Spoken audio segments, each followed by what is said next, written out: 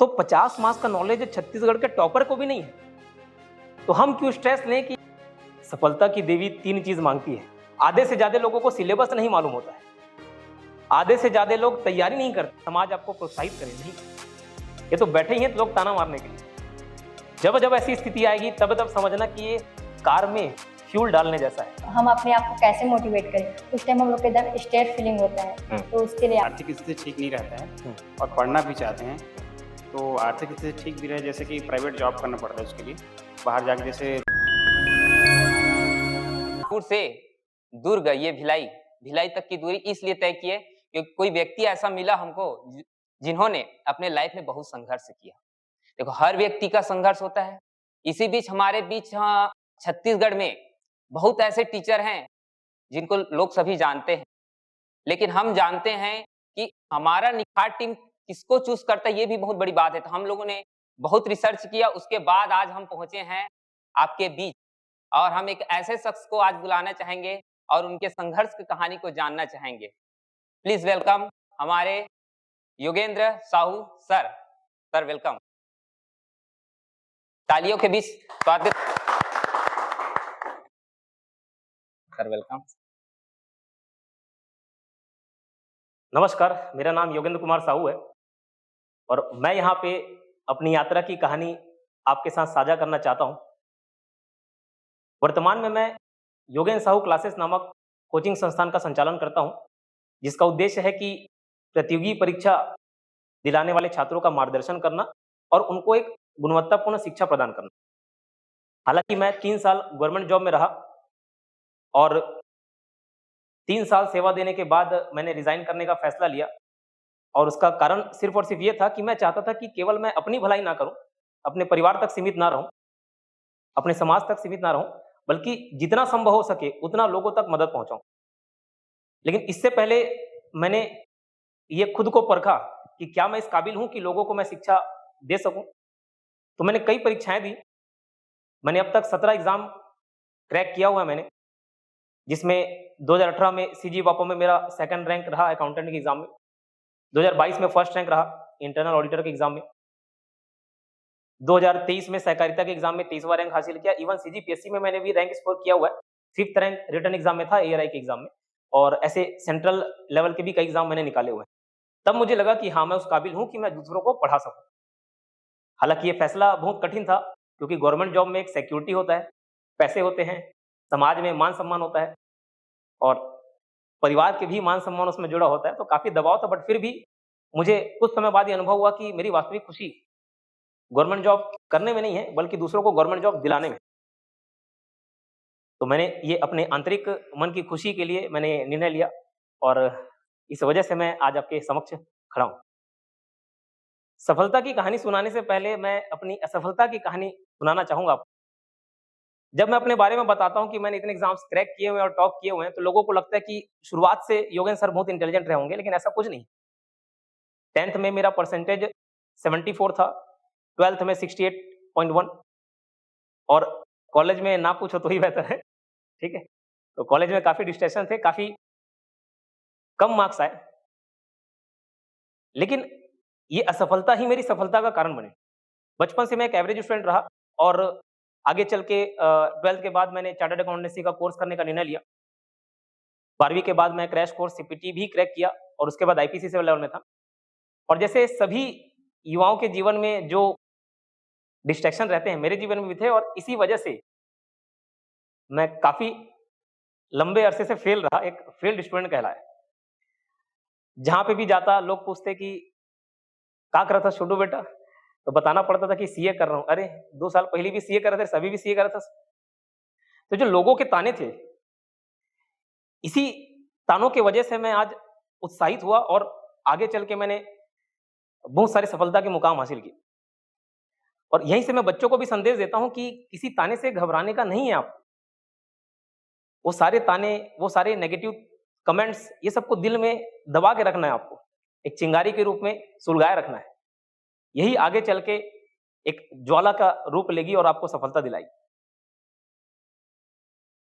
मेरे जीवन में यू टर्न तब आया जब एक पड़ोसी थे, वो मेरे घर आए, और अपने बेटे का गुणगान करने लगे कि देखो मेरे बेटे ने स्कूल में क्लास में टॉप किया है।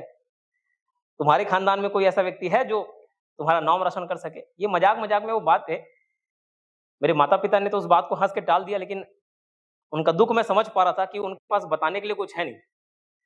तभी मैंने ठाना कि अब कुछ ऐसा करना है, जिससे कम से कम माँ-बाप गर्व से अपने बच्चे के बारे में बता सकें। क्योंकि यही वो इंसान हैं जिनको खुद की सफलता से उससे ज़्यादा बच्चों की सफलता से खुशी होती है।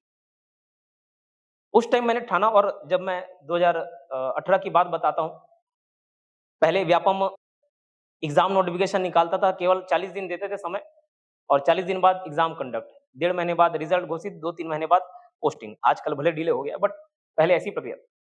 वो 40 दिन का समय था जिसमें मैंने ठाना कि नहीं, अब मुझे टॉप करना है। जैसे उस पड़ोसी ने आके बोला कि क्या तुम्हारे खानदान में ऐसा कोई है? तो मैंने डिसाइड कर लिया था कि मैं कुछ ऐसा करूँगा कि मेरा फ़ोटो अखबार में छप, और उस 40 दिन में मैंने वाक़ई में दिन-रात मेहनत की। मैंने अपने एक मेंटर से सलाह लिया कि 40 दिन ही बचे हुए हैं, क्या इस 40 दिन में तैयारी की जा सकती है? उन्होंने बोला बिल्कुल 40 दिन में तैयारी की जा सकती है, बट आपको 40 दिन को 40 दिन नहीं बनाना है। आपको तिगुना मेहनत करना है, उस 40 दिन को 120 दिन बनाओ। अगर आप पहले 2 घंटे पढ़ते थे होगे तो 6 घंटे पढ़ो, 3 घंटे पढ़ते थे 9 घंटे पढ़ो, 4 घंटे पढ़ते थे 12 घंटे पढ़ो, 12 घंटे पढ़ते थे आप क्वालिटी बढ़ाओ, क्योंकि 24 घंटे ज़्यादा दे नहीं सकते, क्वालिटी पे काम करो। तो वाक़ई में मैंने उन मेंटर की बात मानी और 40 दिन में मैंने टॉप किया हुआ है एग्ज़ाम। लोगों को लगता है कि शायद झूठ बोल रहे होंगे, लेकिन नहीं। यहाँ पे मैं एक सफलता का मूल मंत्र भी बताना चाहूँगा।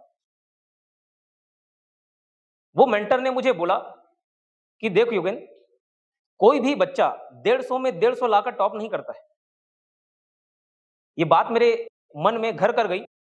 150 में 150 लाकर टॉप नहीं करता है, 150 में 100 मार्क्स में टॉप करते हैं बच्चे।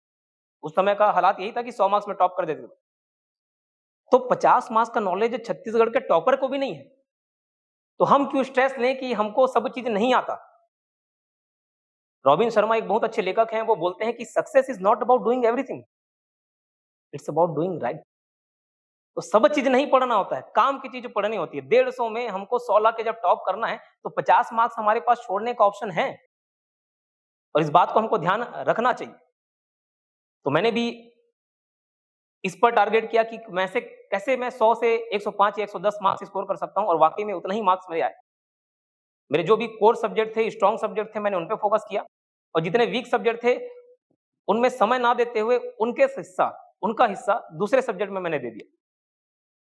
यही बाकी बच्चों को भी मैं सलाह देता हूं कि आप अपना स्ट्रेंथ पहचानिए, और अगर कोई सब्जेक्ट कमजोर है बट फिर भी उसमें मार्क्स ज्यादा मिलेंगे तो आप बिल्कुल उस पर मेहनत करिए। और कोई सब्जेक्ट कमजोर है लेकिन उसमें मार्क्स भी ज्यादा नहीं मिल रहे तो उसको छोड़ सकते हो। जैसे आमतौर पे 150 मार्क्स का पेपर होता है, 100 मार्क्स का पेपर होता है। इंग्लिश का पोर्शन कितना होता है? 5 मार्क्स का। हिंदी मीडियम के जो स्टूडेंट्स रहते हैं वो इतना तनाव में रहते हैं, सर हमसे इंग्लिश नहीं बनता, इंग्लिश नहीं बनता। अरे 5 ही मार्क्स का तो सिलेबस है। वो 5 मार्क्स को गेन करने के लिए साल लगा देते हैं, लेकिन वो 5 मार्क्स गेन नहीं कर पाते क्योंकि उनके कंफर्ट का है नहीं। लेकिन मैं ये कहता हूं कि जितना मेहनत आप इंग्लिश सब्जेक्ट में कर रहे हो, ठीक उतना ही मेहनत आप दूसरे सब्जेक्ट में कीजिए। अपने कोर एरिया पे मेहनत कीजिए। यही सक्सेस का रूल है, यही गवर्नमेंट जॉब निकालने का तरीका है। Direction is more important than speed.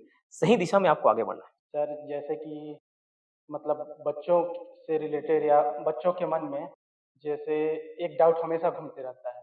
जैसे बोला जाए कि हाल फिलहाल की बात ले लें, हॉस्टल वार्डन में जैसे 6 लाख आवेदन आ गए हैं, ठीक है। तो उसमें जैसे बच्चों या खुद पे ये सवाल घूमते रहता है कि ये 6 लाख में और पोस्ट 300, तो क्या मेरा होगा कि नहीं होगा? ये सबसे बड़ा डाउट मन में ही चलते रहता है।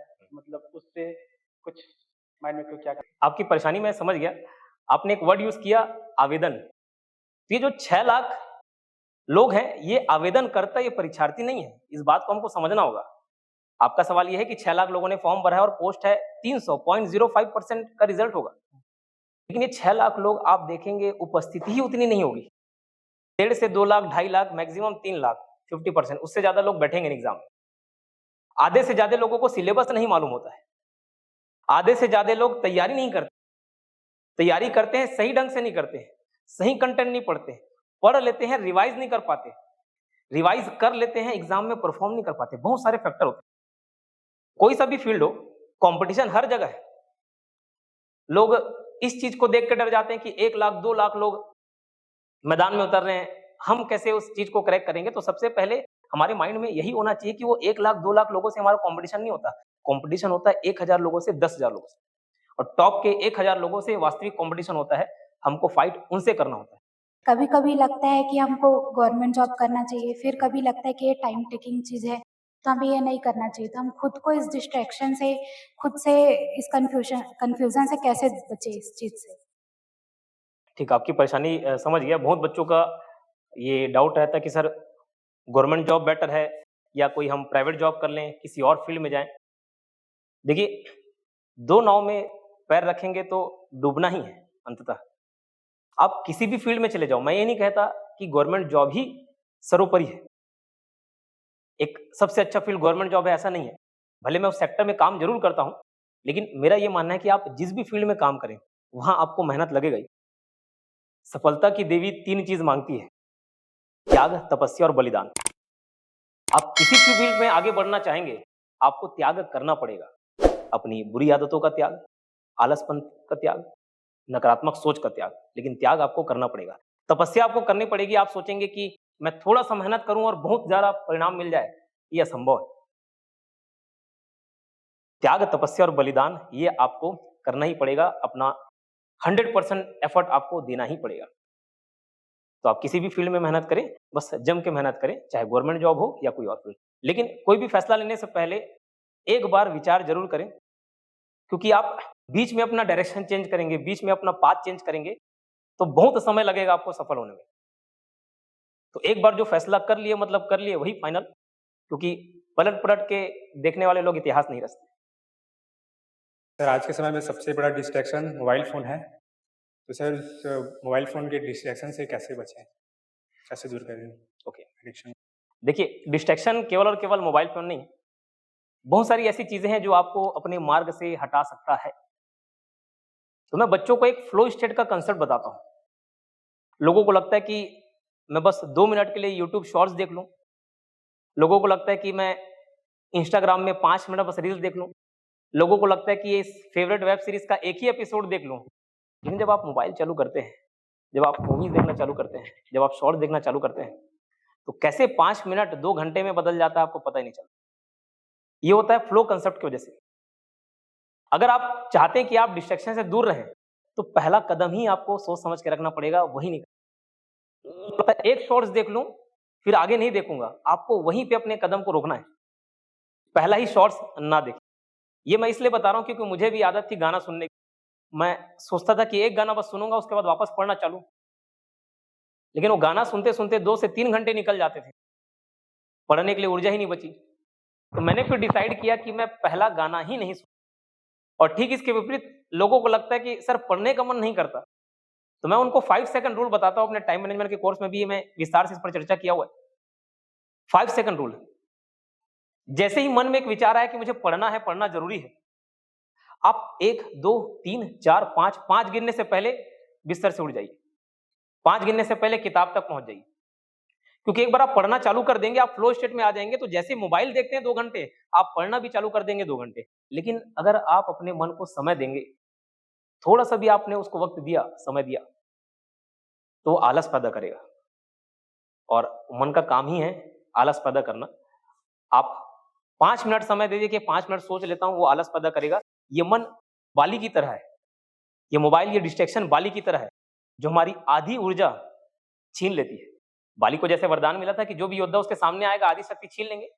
तो जो आप मोबाइल की बात कर रहे हैं या युवा अवस्था में जो भी डिस्ट्रैक्शन होते हैं, आप सब समझदार हैं, वो बाली की तरह काम करती है, जो आपकी आधी ऊर्जा छीन लेती है।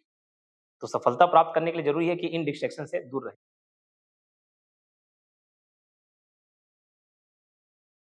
सर, इनसे रिलेटेड ही एक क्वेश्चन है।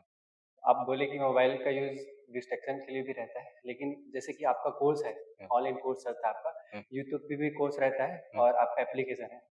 तो जैसे हम लोग लाइव क्लास अटेंड कर रहे हैं या यूट्यूब पे आपका ही वीडियो देख रहे हैं, तो होता मन ये है कि थोड़ा देर डिस्ट्रैक्ट हो जाता है कि कुछ और देख रहे हैं, या रील देख रही है या कुछ और वीडियो देख रही है। तो उसके बारे में आप कुछ बता पाएँ?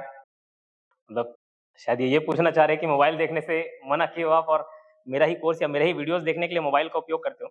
तो देखिए, चाकू सब्जी काटने का भी काम आता है और गला काटने का भी काम आता है। तब ये आपके ऊपर निर्भर करता है कि आप क्या काटना चाह रहे हो, ठीक है?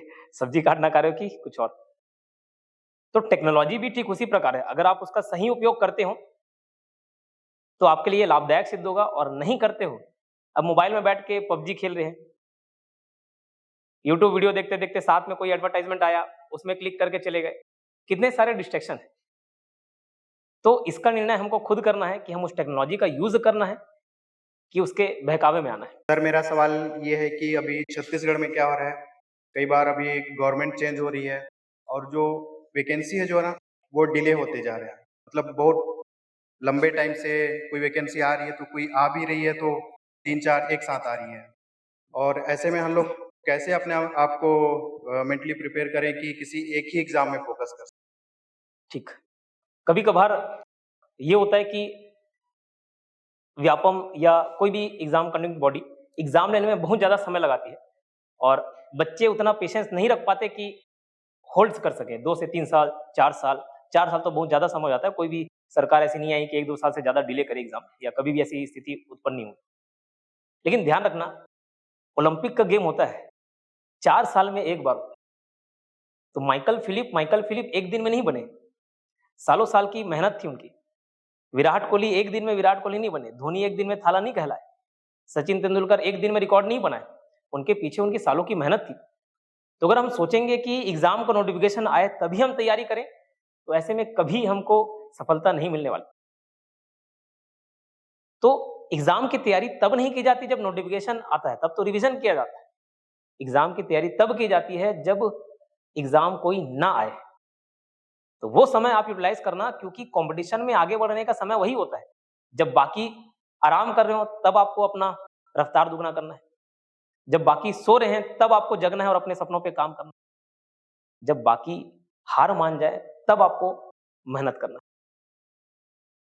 और रही बात आपकी 2 एग्जाम अगर आ जाए एक साथ, हॉस्टल वार्डन के एग्जाम आ गया, ईडीओ के आ गया, बहुत सारे एग्जाम आते हैं, तो यहाँ पे मैं बच्चों को बोलता हूँ, जैसे अभी मैंने बोला कि 2 नाव में पैर रखोगे तो डूबोगे ही। ऐसी स्थिति में जब 2 से 3 एग्जाम आ जाए तो आपको कॉमन सिलेबस की तैयारी करनी होती है। बहुत सारे बच्चे ईडीओ की तैयारी इसलिए करते हैं कि उनका मैथ्स बैकग्राउंड अच्छा नहीं है, ठीक है, लेकिन उसके क्वालिफिकेशन भी आपको देखना है। पीजीडीआरडी डिग्री वाले लोगों को, डिप्लोमा वाले लोगों को अलग से एक्स्ट्रा बोनस मार्क्स दिया जा रहा है, तो आप तो वहीं पे कंपटीशन से बाहर हो गए। तो आपको प्रोज एंड कॉन्स देखने हैं, और जब भी एक से ज्यादा एग्जाम सामने हो तो आपको कॉमन सिलेबस ढूंढना है कि दोनों में कॉमन क्या है। कम से कम मैं पहले कॉमन पढ़ूं और उसके बाद एक समय बाद मैं 2 रास्ते में किसी एक रास्ते को चुनूं, क्योंकि जब 3 से 4 एग्जाम आते हैं तो केवल आपके लिए नहीं आ रहे हैं।